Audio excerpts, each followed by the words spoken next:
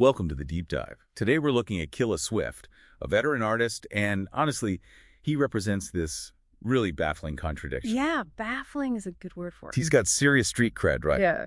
Collaborations with huge names, Benny the Butcher, Gucci Mane, Joel Ortiz. Top tier names, absolutely.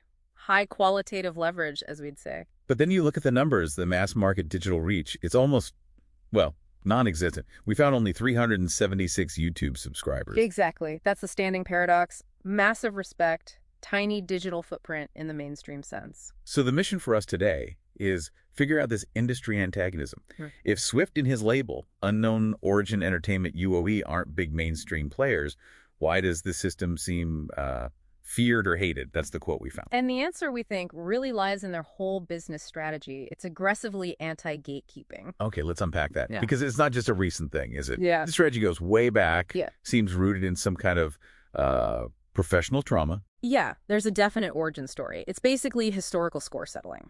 Early on, a previous label really messed up. We're talking about botching a $100,000 production deal. Wow, 100 grand. $100,000. And it involved heavy hitters. Infamous G-Unit So 6 sounds. That failure wasn't just losing money, it was a massive betrayal. It forced Swift into a hiatus, created this deep mistrust. And that mistrust sounds like the seed for everything UOE is now. Yeah. Instead of just signing somewhere else, he built his own thing. Precisely. UOE became this independent empire, the focus. Radical self-determination, and, crucially, keeping maximum ownership of the IP, the intellectual property. Like a defense mechanism, right? Right. Engineered so nobody else controls their destiny ever again. Totally. And what's interesting is how this independence feeds right into the art. Look at the 2025 self-titled album. He's pivoting artistically. The country rap fusion thing with Freak Van Workum producing. That's the one. It's not just, oh, let's try a new sound. It feels like a statement. A maybe political move, even. It has to be partly political, doesn't it? Refusing to stick to the expected formulas, genre-wise or lyrically. That is UOE's mission statement, basically. Right. The sources we looked at describe it as trying to elevate country rap from gimmick to greatness. So by doing that, by refusing to stay in a box, they're kind of justifying their whole independent existence. It puts purists on notice, and the industry too. But, okay, artistic friction, that's one level.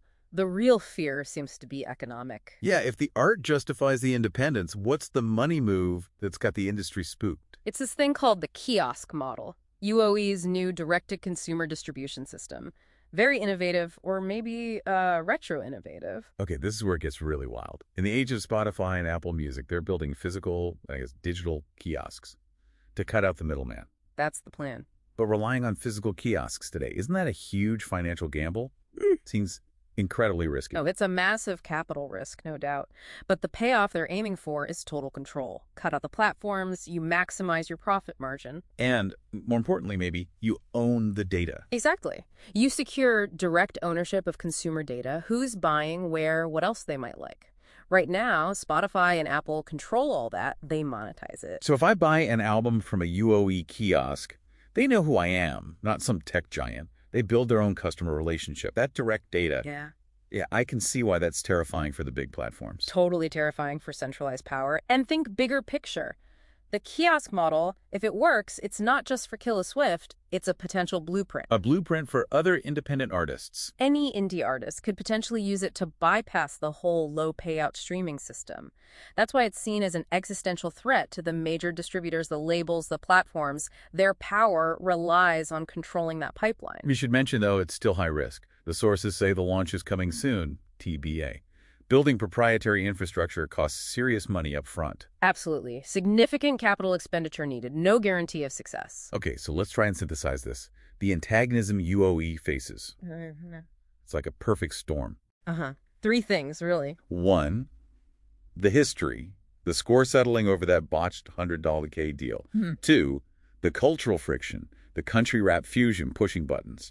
And 3, the big one, the economic threat of this kiosk system. Right, and that synthesis leads us to the key strategic takeaway here.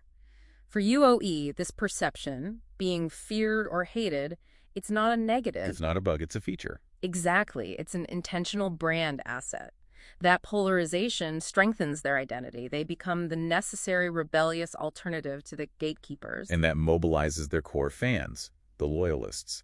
Plus, it probably attracts other indie artists who feel ripped off by the current system. It's like a recruitment tool. Absolutely. So here's the final thought, maybe for you listening, especially if you're an investor or even a competitor looking at UOE. What's the real metric to watch? Forget the traditional streaming numbers. Forget those 376 YouTube subs.